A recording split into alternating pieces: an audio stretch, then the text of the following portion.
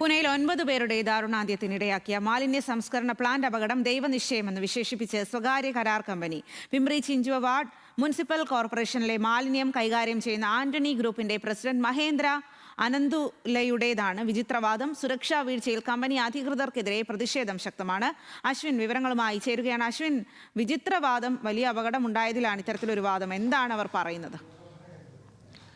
സ്വാതി, കഴിഞ്ഞ ബുധനാഴ്ച ഉച്ചയ്ക്ക് 1:30 മണിയോടുകൂടിയാണ് പിംബ്രി ചിഞ്ചുവാഡ് മുനിസിപ്പൽ കോർപ്പറേഷൻ്റെ കീഴിലുള്ള മോശി മാലിന്യ ഡിപ്പോയിലെ വേസ്റ്റ് ടു എനർജി പ്രൊജക്ടിൻ്റെ ഭരണവിഭാഗം കെട്ടിടത്തിൻ്റെ മുകളിലേക്ക് വലിയ കൂറ്റൻ മാലിന്യ കൂമ്പാരം ഇടിഞ്ഞു തകർന്നു വീഴുന്നതും ഏകദേശം 23ഓളം പേരായിരുന്നു ആ സമയത്ത് ബിൽഡിങ്ങിനകത്തും അതുപോലെ തന്നെ പരിസര പ്രദേശത്തും ഉണ്ടായിരുന്നത്. അതിൽ 5 പേരുടൻ തന്നെ ആ സമയത്ത് തന്നെ സ്വയം രക്ഷപ്പെടുകയും പിന്നീട് 14 പേരെ ദിവസങ്ങളോളമുള്ള കഴിഞ്ഞ 5 ദിവസങ്ങളോളമായുള്ള രക്ഷാപ്രവർത്തനത്തിൻ്റെ ഭാഗമായിട്ട് അവിടുന്ന് രക്ഷിച്ചെടുക്കുകയും ചെയ്തു.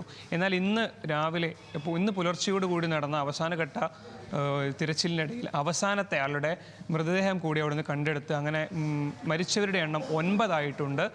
എന്നാൽ ഈ മരിച്ച ആളുകളുടെ കുടുംബത്തിന് കൃത്യമായ ധനസഹായം ഉൾപ്പെടെയുള്ള കാര്യങ്ങൾ ആന്റണി ഗ്രൂപ്പ് ഓഫ് കമ്പനി പ്രഖ്യാപിച്ചെങ്കിൽ പോലും അവിടെ ഈ ദുരന്തം വലിയ രീതിയിലുള്ളൊരു വ്യക്തമാണ്.